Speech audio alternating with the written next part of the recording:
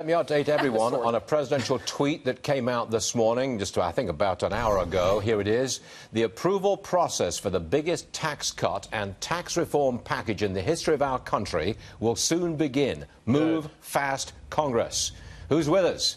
Mick Mulvaney, the Budget Director. Sir, welcome to the program. Great to see you on the show this morning. Good timing, sir. Good timing. Thank you, as always, for having me. I want to talk about the 15% corporate tax rate. Can you get it down that low if you have to go to the Democrats for help in passing the tax cut package? Let's put it this way. We'll go to whoever will help us get it down to 15%. The president and I just talked not 15 minutes ago, and he's adamant about this 15% rate.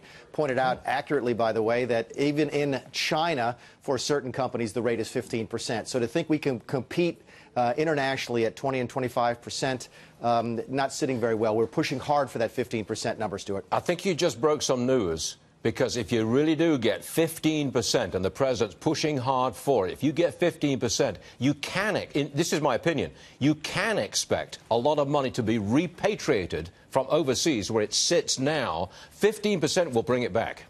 You do. You switch from a system that encourages businesses to leave the United States to one that encourages businesses to come here. And that has an impact not on just things like the trade balance, but on employment, on economic growth. It's everything. So it's a big piece of what the president is pushing hard for today. Why wouldn't Democrats go for that? It's in everyone's no, I know you're laughing, but it's in everybody's interest to bring as much money back as possible. Even at a 15% tax rate, you make some money and you stimulate growth, which brings in more money. Why would the Democrats not want that?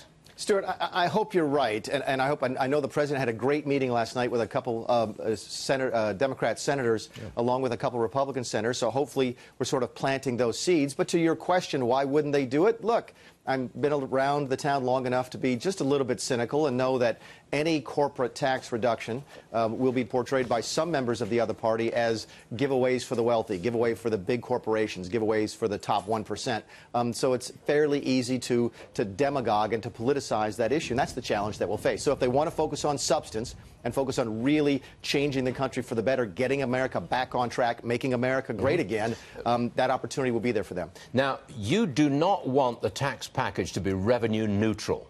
You don't want a clawback. You want a big tax cut that stimulates the economy. Is the president also pushing for a big, flat-out tax cut? We want the biggest reduction we can get. We want the most sweeping reform that we can get. And I do not think that revenue neutrality is at the top of our priority list. Why is that? Coming from one of the biggest deficit hawks in Washington, D.C. Right. We have to have that growth, Stuart. The things that 3% sustained economic growth. You and I have talked before about this concept of Maganomics. 3% growth again for the foreseeable future. What that does to the size of the economy, what it does in terms of creating jobs, what it does in terms of raising money for the government.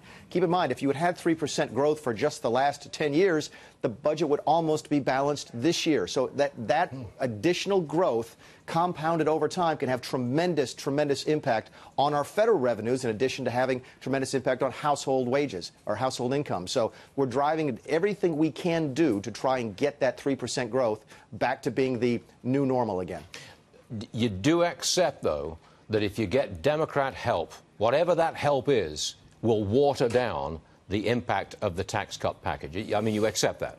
I think that's fair, and I think the president recognizes that. Keep in mind, a lot of this will have to do with whether or not the House and Senate can pass a 2018 budget. If they can pass a budget, there's a way to pass tax reform with only 50 Republican votes in the Senate. If they don't, then we will absolutely need Democrats in order to pass tax reform in the Senate. So a lot of things will key on the budget, which is why a lot of these fiscal matters are sort of woven together. I know that Gary Cohn and Secretary Mnuchin were on the Hill yesterday talking with the Senate Budget Committee about the importance of the budget process to taxes. But we get all that. We'll work with anybody. But again, the first question we ask you when we're coming to work with you is, can you help us get to 15%? Got it.